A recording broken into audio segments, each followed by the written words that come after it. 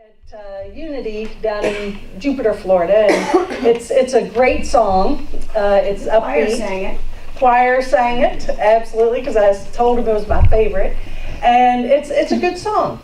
So might try it out. Let me know your thoughts, and so stand up and let's see if my techie stuff has worked. Let's hope so. Okay, be ready to sing. Charlotte, blow it on.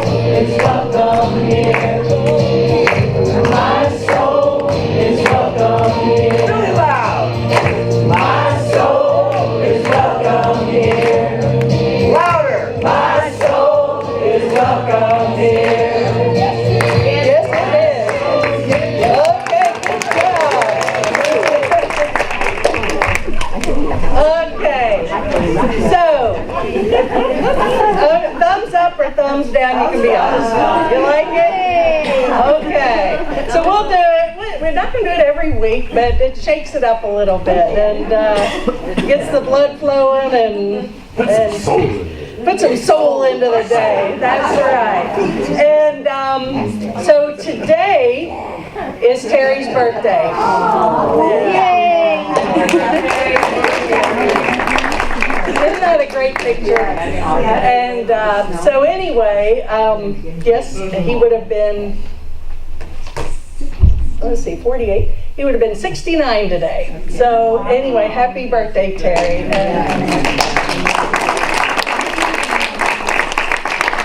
And if you weren't at his memorial, these were actually what were handed out. And we've got lots over here because there were 2 printings of it done by mistake. So if you would like one, they're really beautiful. So, huh? Affirmation, no, it was an insert. Affirmation was an insert. Yeah, boom. Yes. But that affirmation we'll have to sing. But I chose a song of Terry's that is, I think, one of our favorites he did here. So, oops, no, please do not do this to me. I will be able to pull it together, but. No problem. Okay, see, then we don't have. Great picture. Wow. It is a good picture. Oh, sure. Sing along if you want.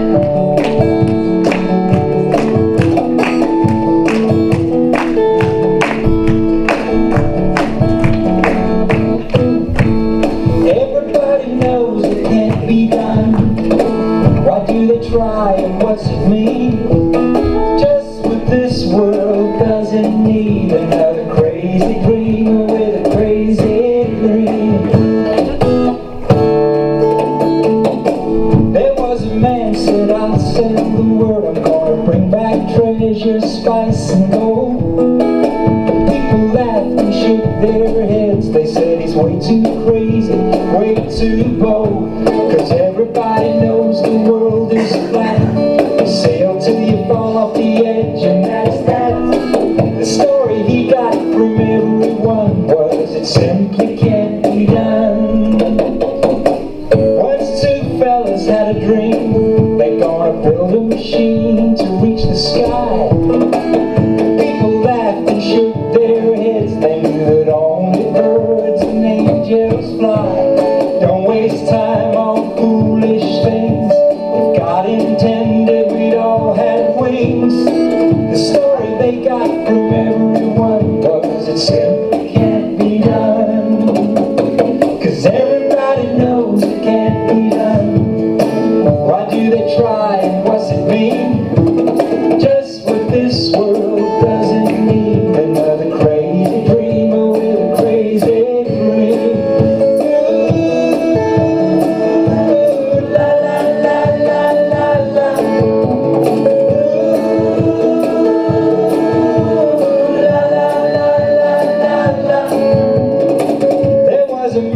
Changed the world. He said, follow me to a better way. The people said he's just insane. He's a troublemaker who just can't stay. Though many think he's wise, that's true. That only proves they're crazy too. Somebody go and tell that son you can't love everyone. Cause everybody knows it can't be done. Why do they try and what's it mean? Just what this world doesn't need another crazy dreamer with a crazy dream. Ooh, la la la la la la. Ooh, la la la la la la. I knew a man who had a dream of fame and glory and success. His friends all said, don't be a fool. You're one of us like all the rest. And as he listened to their arguments, why his dream must fail, it made no sense. As he watched his dream fade out of sight, he found that they were right. Don't think you'll reach your dream at all. Humility is what you need. Just might trip, you just might fall. Or worse than that, you might succeed.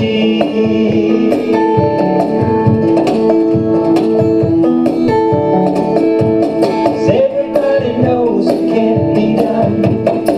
Why do they try and what's it mean? Just what this world doesn't need another crazy dreamer with a crazy dream. La la la la la la.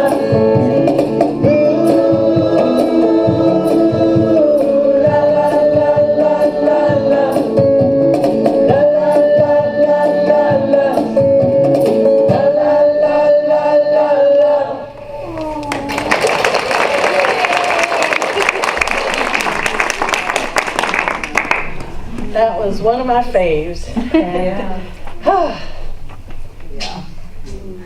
so let's just, for a second, just close our eyes and take Terry's love in our hearts and give thanks for his presence here.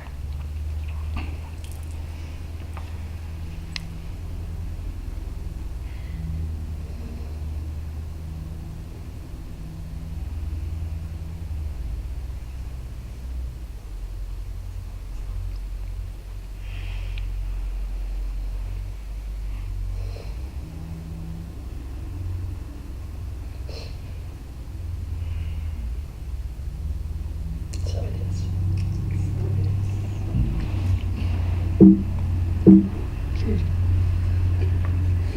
And the meditation's going to be after the service today, so I'm going to turn it over for our healing prayer ministry. The captain, Captain Mary. Be careful with the wires, Mayor. Yeah, okay. Good morning, crazy dreamers with crazy dreams. That be us, that be us. Yeah. Okay. Oh, my. Everybody, please take a few deep, clearing breaths. Close your eyes. And with each breath of life that we take in, are gifted with, let us exhale gratitude. Inhaling life,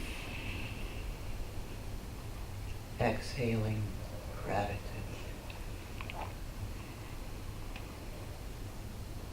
And let your attention just gently drop into your heart. Be aware of your heart. Be conscious of love in your heart.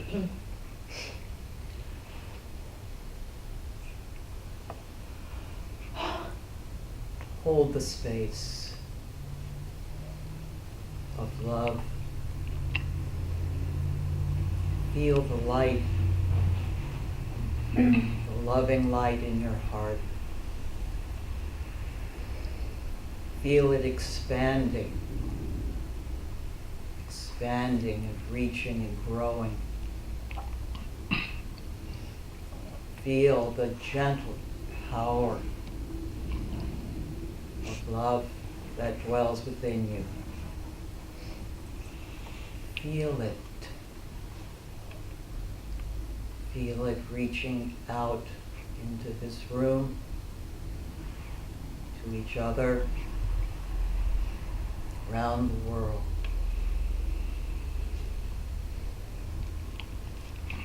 Feel your power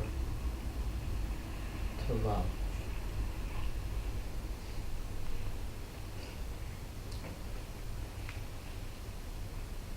Holy Spirit, we thank you for being amongst us and with us this day. We humbly ask that you awaken us to our truth. Awaken us to our radiance. Awaken our hearts to our power to heal. Awaken us to love. So be it, and so it is.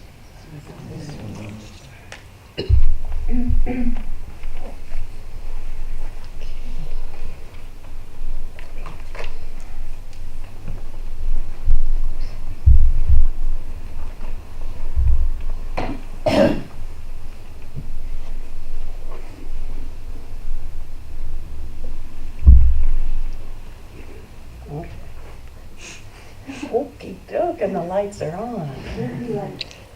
Okay, I found a little humor today, and I thought it was very funny. Okay.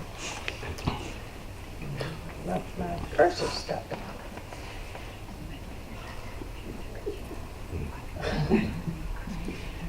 That's weird.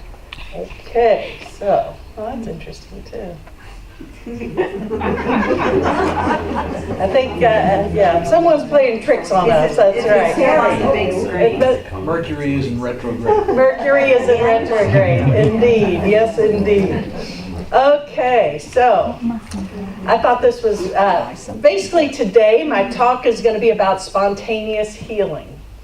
So of course I went online and said, okay, where's some jokes about healing and this and that, and this one seemed to make me giggle.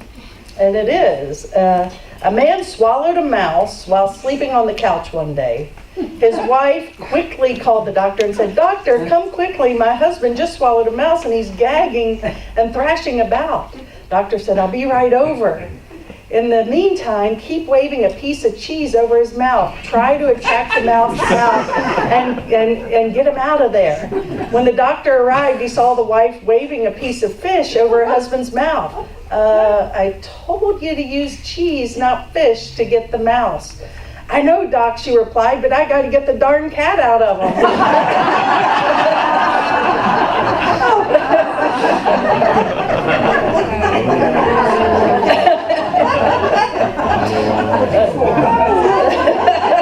What was that? You hear the song, "I know an old lady who swallowed a fly." I don't know why she swallowed a fly.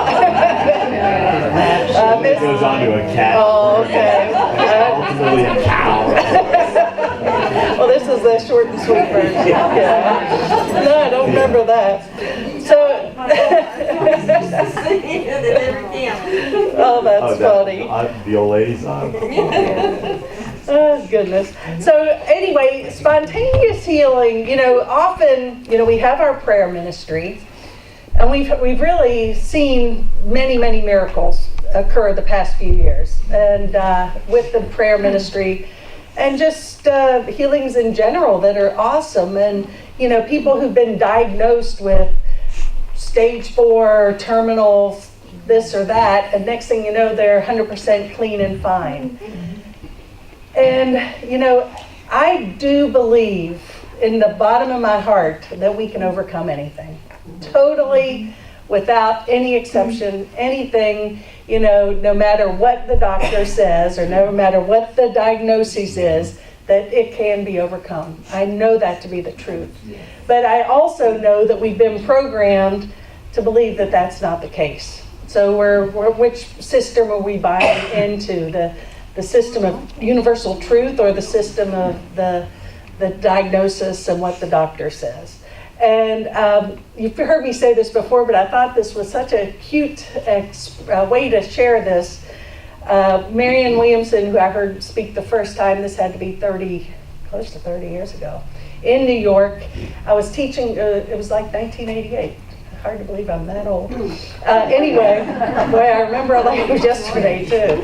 But her majority of her audience was either HIV positive or had AIDS.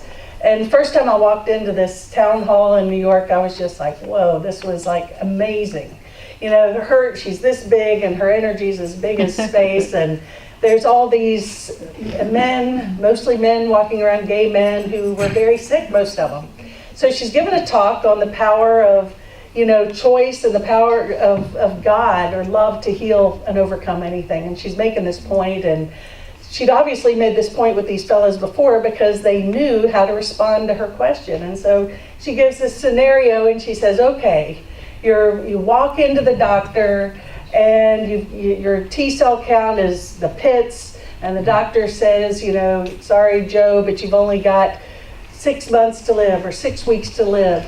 What do you say to the doctor? And before she got that out of her mouth, 500 of these men go, and they scream it.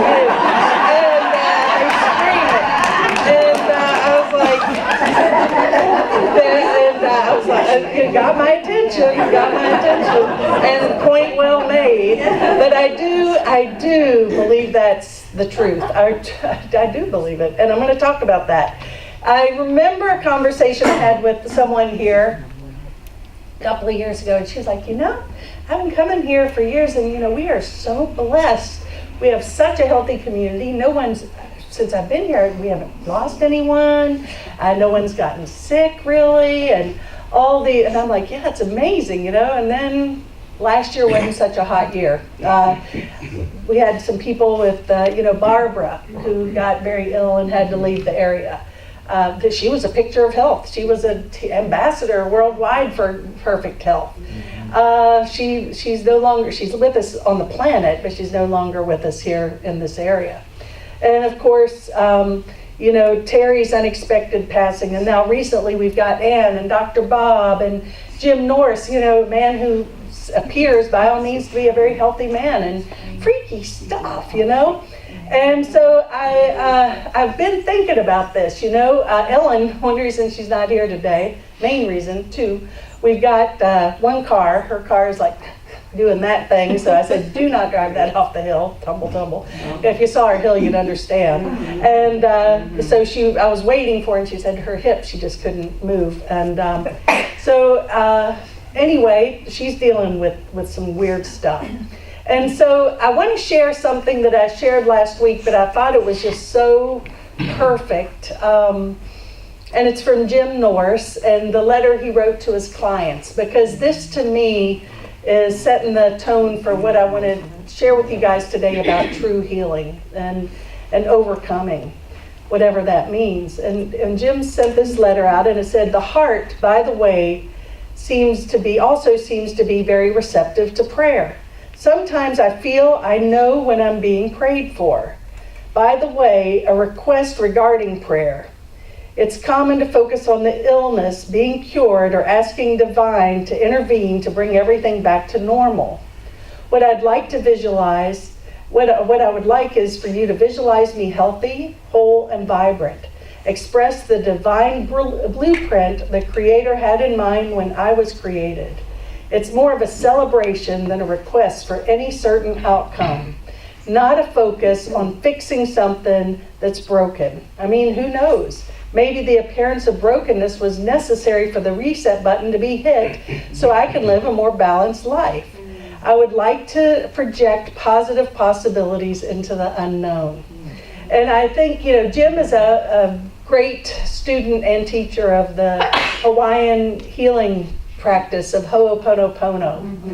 And this is that, so strongly. It's number one, taking responsibility. If I'm seeing anything but the divine blueprint, as he says here, then I'm seeing it incorrectly. So the Ho'oponopono is a 4-line statement that can be used for physical healing, for emotional healing, relationship healing, anything that we may be dealing with. And this 4-line statement is, I'm sorry, please forgive me, thank you, I love you. And if you've got a situation that's upsetting you, whatever it is, or if you've got a sickness or an irritation, to recite that over and over. What you're doing is you're taking responsibility for your perception of sickness or your misperception, and you're making space for the holy to come forth. And by golly, it works. It works in everything, relationships, everything. Well, I was reading a little article, and I saw it on Facebook, and I've shared it. And it was about 4 beliefs that people who have had spontaneous healing share. And I think that this definitely is worth sharing, and I'm going to give it my own flavor and then also add some things to it. And the first belief is a belief that an innate higher intelligence gives us life and can heal the body. So it is a belief, I believe, not only that a higher intelligence gives us life and can heal the body, but to accept that that's who we are in truth, that we are divine. The blueprint of who we are is perfection. And we don't even know what perfection looks like. I think that this is way beyond anything that we can even imagine. But it's just allowing and having the faith and the trust and the confidence to let that be the fact in our life and the belief in our life. Total belief that the light and love of God, whatever that means to you, can just wash away all belief in sin, separation, darkness, sickness, lack, any relationship challenge, anything. It can be overcome.